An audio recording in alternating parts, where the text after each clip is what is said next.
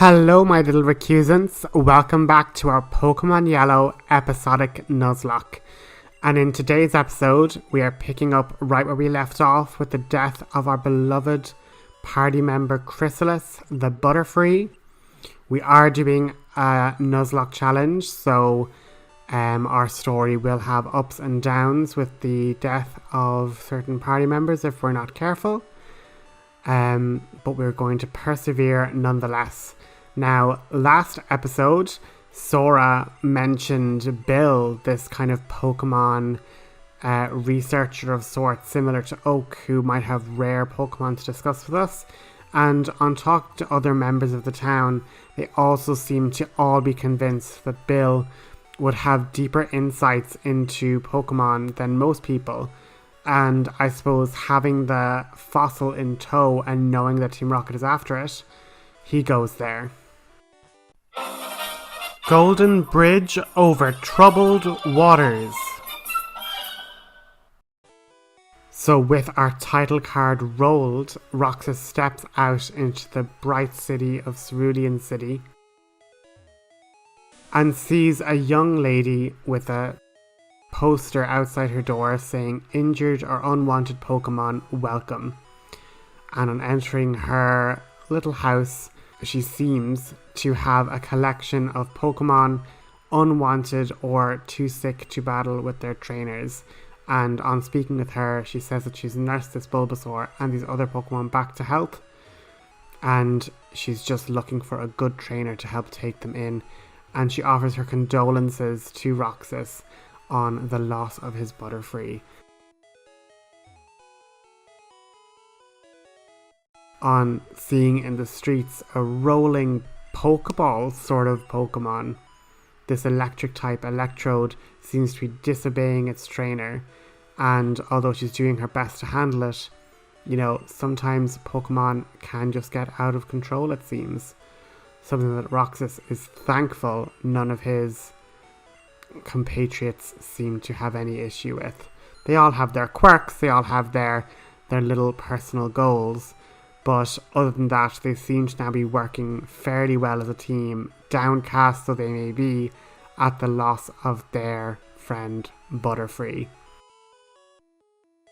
Stepping past the area where he fought Sora, Roxas steps onto the Golden Bridge, allowing Magikarp to swim along the side of this bridge in the little water area there.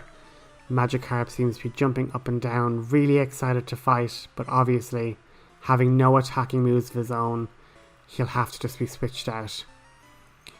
The Bugcatcher explains that along this bridge there are 5 different trainers, and if they can manage to beat them all, there's a special reward in store. So Splishy hops up and starts splashing on the bridge, and Roxas just quickly shoos him back to the water, and Splishy hops back into the river beside the bridge and watches Huntress at work. Seeing Caterpie, bringing back memories of our fallen member Chrysalis when he was a Caterpie, Huntress just throws out tornado after tornado, flinging the little worm here and there until eventually being defeated. The Bugcatcher says, well, that's some Pidgeotto you got there. Did you catch it as a Pidgeotto in the forest, or did you raise it up from a Pidgey? Either way, it's definitely well trained, and with some decisive, quick flight work from Pidgeotto, Huntress takes down the second caterpillar, leaving him in the dust. Roxas approaches the second trainer. She says the same thing. Got by one of us, did you? Well, let's see if you can get by me. She sends out a Pidgey, and Splishy, still really excited and swimming along up the river, jumps up as well. Pikaboo hops off Roxas' shoulder, pats Magikarp lightly. She's gonna go deal with this.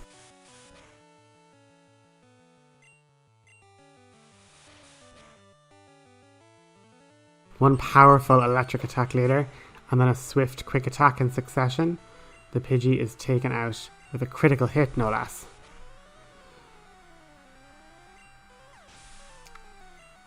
The girl then throws out a Nidoran female, and with a quick attack then from Pikachu, the Nidoran takes some damage, but like our own princess, she is more durable and defensive than the male Nidoran variant. On this, Princess wants to go toe to toe, taking a double kick with ease. Even with a critical hit, Princess is barely even grazed by the damage of these attacks. And thus, Princess starts scratching, laying down powerful attack after powerful attack as the other Nidoran tackles. Scratch and tackle, back and forth, the two Nidorans locked in combat. But with Princess's better training and more combat experience, she comes out the victor. The last claps her hands, delighted at a successful challenge. Smiling, she says, "Continue on, see if you're able to best the rest of us. You really might be of some good use, and the reward at the end might definitely be worth your while." She seems to stare past Roxas to his backpack. Why would she be looking there, he thought to himself.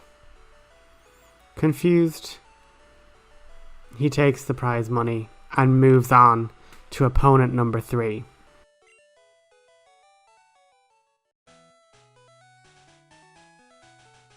This trainer warns him it's not going to be easy, and with 3 Pokemon on his belt, he releases the Rattata. A chill goes down Roxas' spine. This was the same Pokemon that took out Chrysalis. Sending out Princess, hoping for her higher defense, that same move, Hyper Fang, dealing high damage to Princess even with her high defense. Rage burning in her eyes, she double kicks critically twice, taking out the Rattata in one attack. Out comes an Ekans, and Roxas, seeing Princess being a little hurt, uses a potion that he'd bought earlier, the healing supplies from the Pokemart. Realizing that it's important not to push your Pokemon too hard. You never know when a sudden critical strike could land them in deep trouble. But Princess persevered. Princess wasn't going to be stopped. This was her fight, and she was going to win it. Being ensnared and wrapped up by the Ekans, eventually Princess managed to struggle free, scratching as she escaped. The snake bit in with its poisonous venom fangs, but being a poison type herself, seemed like a futile move. Out came a Zubat, and similarly, Princess wants to prove her worth, wants to prove her strength as an unevolved Pokemon. Was she proving it to the others? Was she trying just to prove it to herself? Roxas watched as she just refused to shake off the confusion. She was convinced to fight, convicted to fight. Another supersonic lands, leaving her confused. She ends up careening past the Zubat, missing, and then it lands a critical strike with its leech life, leaving Princess on death's door. Roxas, without even thinking, pulls her back immediately, and Prince, sensing her danger, leaps forward. The Zubat then sends another supersonic at Prince's way. The trainer laughs. "Look, if you're going to keep sending poison types, I'm going to keep confusing them and draining them of their health. It's really looking like a lose-lose situation here, bud." Prince, enraged at Princess's near defeat, charges, but again misses the Zubat and ends up hurting itself, charging into the wall. Roxas looks at his team, looks at them all wounded. It's up to Huntress now. Flying type v flying type. It's time for her to spread her wings and show them who's the stronger flyer. Roxas, thinking quickly and not wanting to be supersonic again, got Huntress to use her quick, agile attacks, slamming into the Zubat and leading to his victory. Returning quickly to the Poke Center, healing up all of his teammates, he pushed forward again, pushed through and made his way to another trainer further down the road. You really are determined to get to the end, aren't you?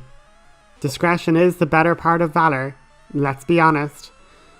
So, you're right to make sure they're fully healed.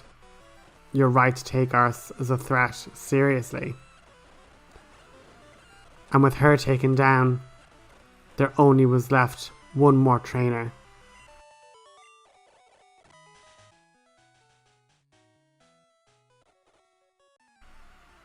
Having a level 18 Mankey, Roxas switches in Princess to a critical hit, and then a Leer to even lower her defense again. Princess hits critically with a double kick, bringing it down to half its HP, but Roxas was worried.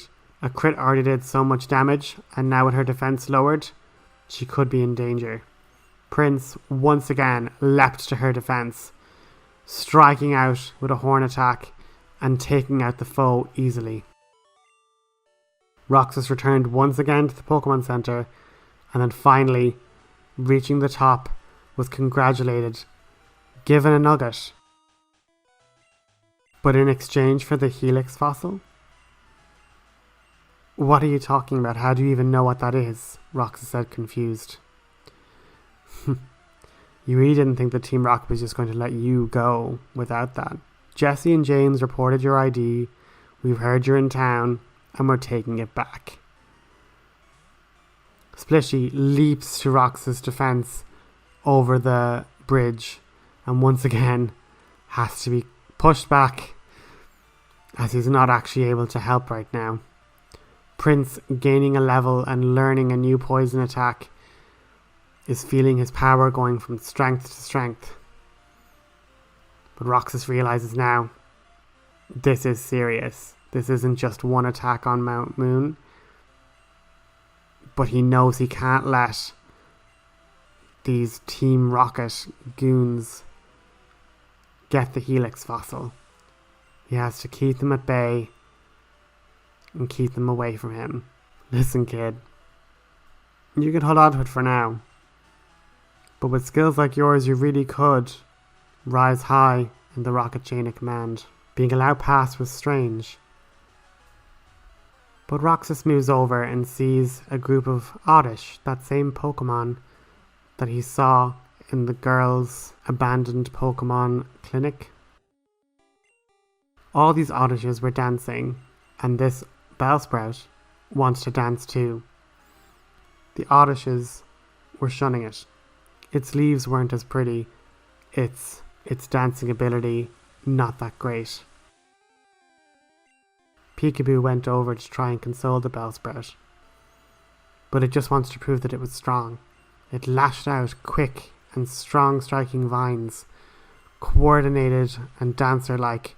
It spun and pirouetted, lashing out at Pikaboo more and more.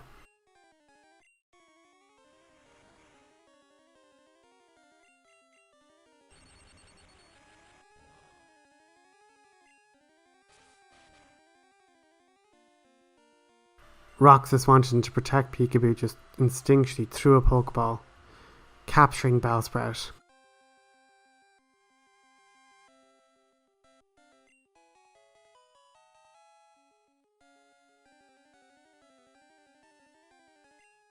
Using the Pokedex, it told him, Bellsprout, the flower Pokemon, prefers hot and humid places. It ensnares tiny insects with its vines and devours them. Bellsprout, clearly being a very sensitive Pokemon, it didn't take lightly to being bullied by those other oddishes for just wanting to dance, lashing out at Pikachu. He called the Pokemon Sunny because in his mind she could be useful in the fight against Misty. And heading back to the Pokemon Center, healed up his Pokemon and got ready to face another day.